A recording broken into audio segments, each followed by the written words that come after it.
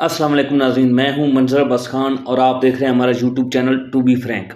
आज हम बात करेंगे कौमी असम्बली के हल्का NA-67 हाफिज़ाबाद के बारे में। नाज़रीन, याद रहे 2013 के इलेक्शन में इस हल्का को NA-102 का नाम दिया गया, जबकि 2018 के इलेक्शन में इसे NA-87 का नंबर दिया गया था। हम तफसीली बात करेंगे इस हल्का की डायनामिक्स के बारे में। तो यहाँ पर तकरीबन इलेक्टेबल का वोट डोमिनेट रहता है।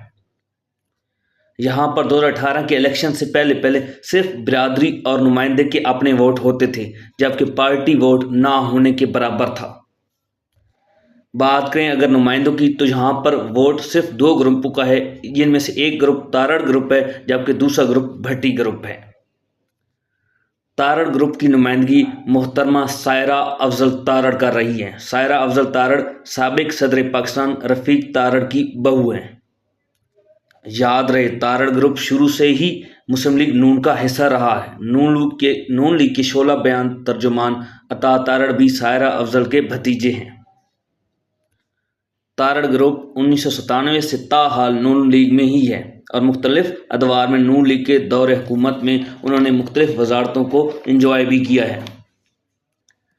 सायरा अफजल तारड़ हाफिज़ाबाद की कौमी असम्बली के हल्का NA-102 से मुसलसल 2 बार 2008 और 2013 में जनरल सीट पर मुंतखब हुई थी, जबकि 2018 के इलेक्शन में वो बहुत कम मार्जिन से इलेक्शन हारी थी।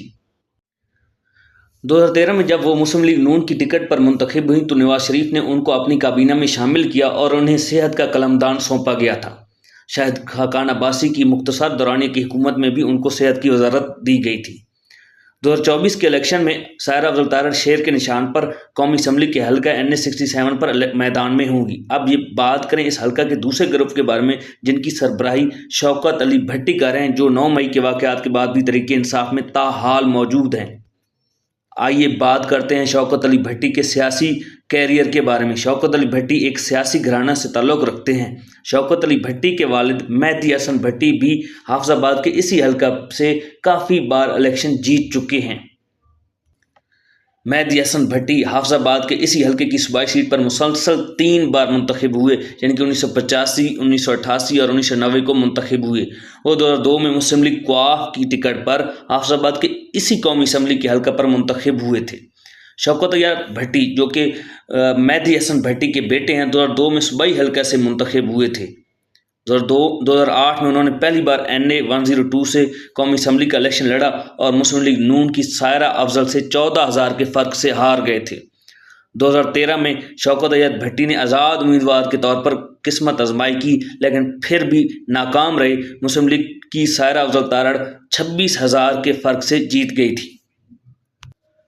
2018 के इलेक्शन से कबल तहरीक इंसाफ की मकबूलियत को देखते हुए शौकत अयार भट्टी तहरीक इंसाफ में शामिल हो गए।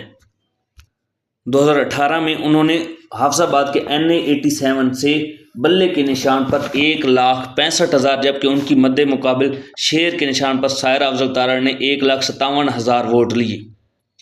अब दोनों मैदान में होंगे। देखते हैं कि क्या इलेक्शन तक शौकत अली भट्टी क्या तहरीक इंसाफ की टिकट पर इलेक्शन लड़ेंगे या आज़ाद आएंगे या तहरीक इस्तेकाम पाकिस्तान पार्टी ज्वाइन करेंगे।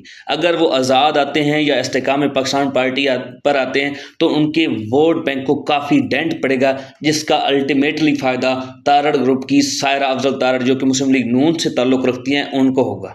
लेकिन अगर वो बल्ले के निशान पर आते हैं तो डेफिनेटली वो काफ़ी हद तक जो अपना डैमेज है वो बचा पाएंगी।